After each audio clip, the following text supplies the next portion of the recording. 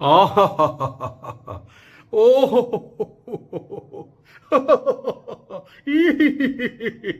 എന്തേ ആ അപ്പൊ തുടങ്ങിയിട്ടുണ്ട് അല്ലേ? സ്വാമിക്ക് വട്ട് പിടിച്ചു എന്നാ തോന്നണേ. കണ്ടില്ലേ വെറുതെ ഇരുന്ന് ചിരിക്കണേ? ഏ അതേ, സ്വാമി വെറുതെ ചിരിച്ചതല്ലാട്ടാ, ഒരു കാര്യം കണ്ടപ്പോൾ ചിരിച്ചതാ സുഹൃത്തുക്കളെ. അതെന്താ കാര്യം ഞാൻ അപ്പം കേൾപ്പിച്ചു തരാം. എന്നിട്ട് നിങ്ങളൊന്ന് ചിരിക്കാതിരിക്കെ കഴിയുമെങ്കിലും.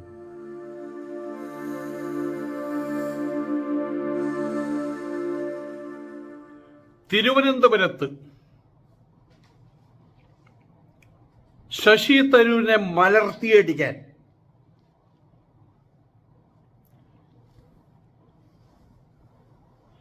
സാക്ഷാൽ മോഡി വരുന്നൊരു ശ്രുതി ഉണ്ടായിരുന്നു. പിന്നെ നിർമ്മല സീതാരാമനായി. പിന്നെ രാജീവ് ചന്ദ്രശേഖരൻ ഒരുത്തരുണ്ട്, ഏതാണെന്ന് എനിക്കറിയില്ല കേട്ടോ, നിങ്ങൾക്കറിയുമെന്ന് അറിയില്ല. അയാൾ വരുമെന്ന് പറഞ്ഞു. പിന്നെ ശോഭന നിൽക്കുമെന്ന് പറഞ്ഞു. പക്ഷെ ഇവരെ കൊണ്ട് ഒന്നും പറ്റില്ല ശശി തരൂരിനെ വീഴ്ത്താൻ. ഇനി ഒറ്റ മാർഗേ ഉള്ളൂ. ശശി തരൂരിനെ വീഴ്ത്താൻ പറ്റിയ ഒരാളെ ഇപ്പൊ കണ്ടെത്തിയിട്ടുണ്ട് BJP.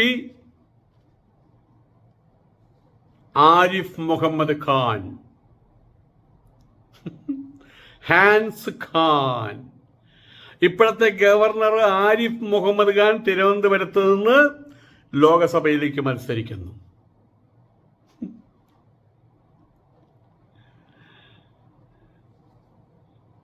കെട്ടിവെച്ച പണം പോവും, കേരളമാണ് ഗവർണറെ.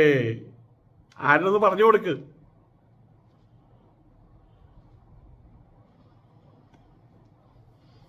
ധൈര്യമുണ്ടെങ്കിൽ, ധൈര്യമൊക്കെ ഉണ്ടാകും, നാണവും മാനവും ഉണ്ടെങ്കിൽ ഒന്ന് കേരളത്തിൽ മത്സരിക്കുക.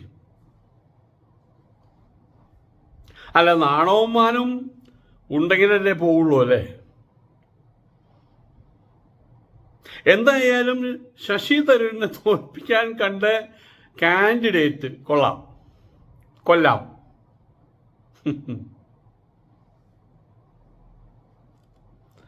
ഇത് കണ്ടപ്പോഴാ സുഹൃത്തെ ഞാനൊന്ന് ചിരിച്ചു പോയത്. ഗതികേടേ, നിന്റെ മറുപേരാണോ BJP? അതോ BJPയുടെ മറുപേരാണോ ഗതികേട്?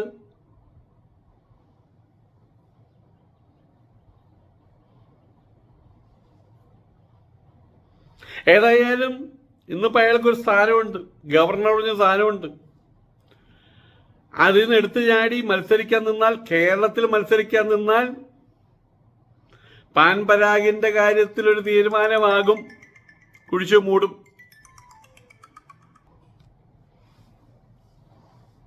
പിന്നെ കേരളത്തിൽ നിന്ന് പോണ്ടി വരില്ല. ഇവിടെ തന്നെ ദഹനക്രിയയും എല്ലാം ഇവിടെ തന്നെ നിർവഹിക്കും. ഇതാണ് ഇരിക്കുന്ന സ്ഥാനത്തിന്റെ മഹിമ അറിയാത്ത ആളുകൾ. ഒരാൾ ഗോവയിൽ നിന്ന് ചാടി പുറപ്പെട്ടിട്ടുണ്ട് പത്തനംതിട്ടയിൽ മത്സരിക്കാൻ. കുമ്മനം രാജശേഖരൻ അദ്ദേഹം ചെയ്തു വെച്ച, പാർട്ടിക്ക് വേണ്ടിയിട്ട് കേട്ടോ, നാടിന് വേണ്ടിയിട്ടില്ല, പാർട്ടിക്ക് വേണ്ടി ചെയ്തു വെച്ച കാര്യങ്ങളുടെ പേരിൽ അങ്ങേർക്കും കൊടുത്തു ഒരു മേൽക്കയറ്റം. എവിടെയാ ഗവർണറാക്കി വിട്ടു. അവിടെ ഇരിക്കപ്പെടുത്തി ഉണ്ടായില്ല, മുഖ്യമന്ത്രി ആവണല്ലോ, ഇങ്ങോട്ട് ചാടി പുറപ്പെട്ടു.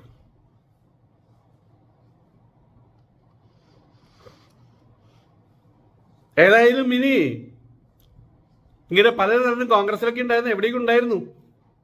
ചാടി ഇനി അവസാനം ഇങ്ങനെ ചിലപ്പോൾ ഇനി CPM ആവുമെന്നാ പേടി. ജയ് പിണറായി എന്ന് വിളിച്ച് നടക്കുമെന്ന് അറിയില്ല. ഇനി അവസാനം അവിടേക്കും സാധ്യതയൊക്കെ ഉണ്ട്. ഏതായാലും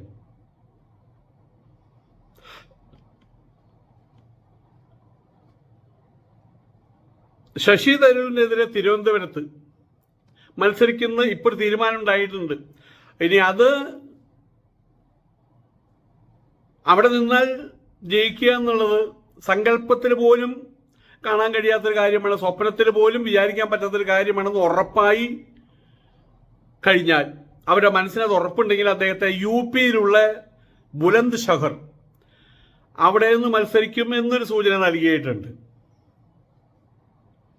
ഏതായാലും BJP നേതൃത്വത്തിൽ നിന്നുള്ള അന്തിമ തീരുമാനം വന്നു കഴിഞ്ഞാൽ അദ്ദേഹം ഗവർണർ സ്ഥാനം ഒഴിയുന്ന കേട്ടത്. അതുകൊണ്ട് രാജ്ഭവനിലുള്ള ഫയലുകൾ കുറേ ഫയലുകളുടെ ഒപ്പിടാണ്ട് കിടക്കുന്നുണ്ടല്ലോ, ഉപ്പിലിടാണ്ട്. അപ്പം അതെല്ലാം ഉപ്പിലിടാൻ പറഞ്ഞിട്ടുണ്ട്, എല്ലാത്തിനും ഒപ്പിടാൻ പറഞ്ഞിട്ടുണ്ട്. ഇദ്ദേഹം കേന്ദ്രമന്ത്രിയായിരുന്നു, മിടുക്കനാ രാഷ്ട്രീയത്തിൽ. 3 തവണ MP ആയിരുന്നു ആരിഫ് മുഹമ്മദ് ഖാൻ. അതേ ആദ്യം കോൺഗ്രസ് ആയിരുന്നു, Congress to Janata Dal, Janata Dal to BJP അല്ല BSP. അപ്പം അവിടെ എല്ലാം പ്രവർത്തിച്ചു. ആ പ്രവർത്തനത്തിൻ്റെ മഹിമ കൊണ്ട് അവിടെ നിന്നെല്ലാം തള്ളപ്പെട്ടു. അവസാനം എല്ലാം ചെന്ന് എത്തിച്ചേരുന്ന, എല്ലാ അഴുക്കുചാലും ചെന്ന് എത്തിച്ചേരുന്ന വലിയ അഴുക്കുചാലിൽ ഇയാളും വന്ന് എത്തിച്ചേർന്നു BJP. അതിൻ്റെ നന്ദിയാണ് ഇവിടെ കാണിച്ചത്. അപ്പം ഇതായിരുന്നല്ലേ ഉദ്ദേശം. ഉദ്ദേശം പിണറായി വിജയനെയും കോൺഗ്രസിനെയും അധിക്ഷേപിക്കുക, അഭിമാനിക്കുക, ബുദ്ധിമുട്ടിലാക്കിപ്പെടുത്തുക. അപ്പം ഇതായിരുന്നല്ലേ ഉദ്ദേശം, ഒരു സീറ്റ്.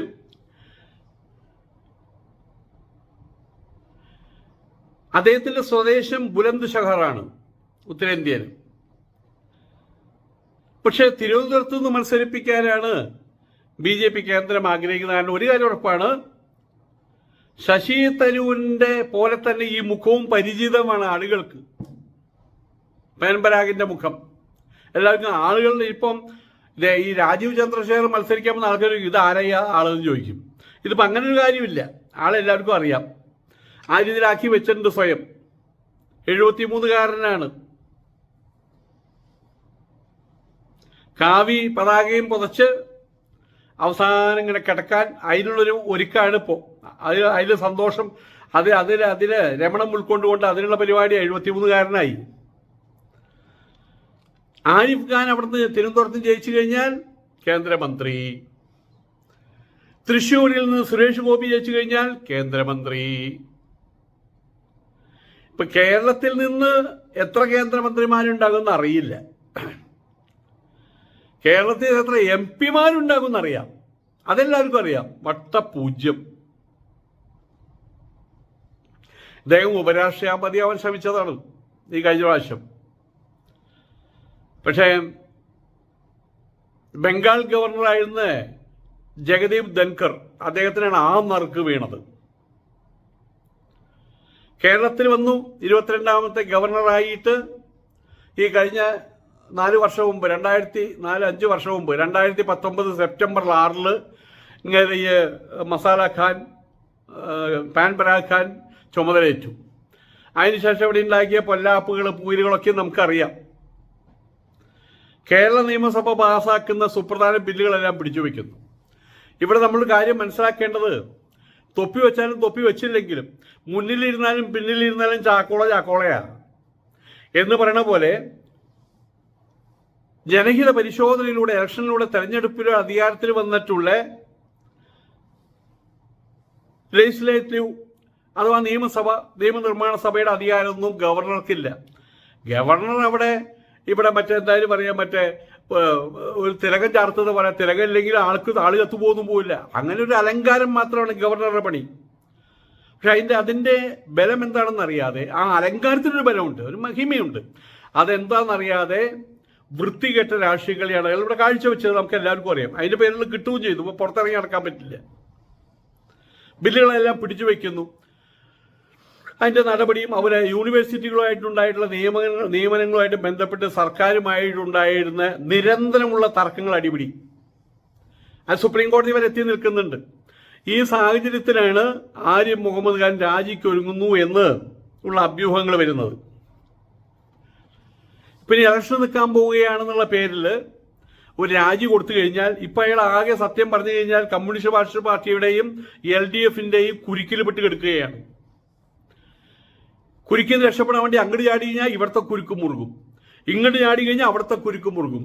അതോടൊപ്പം തന്നെ കുരുക്കിലിടാൻ വേണ്ടി പല രൂപത്തിൽ തലോടല്, ഹീലിംഗ്, ഷെയറിങ് അങ്ങനെയൊക്കെ ആയിട്ട്, സാന്ത്വന പരിപാടികളുമായിട്ട് വേറൊരർത്ഥത്തിൽ കുരുക്കിലിടാൻ വേണ്ടി ഇവിടുത്തെ പ്രതിപക്ഷവും നടക്കുന്നുണ്ട്.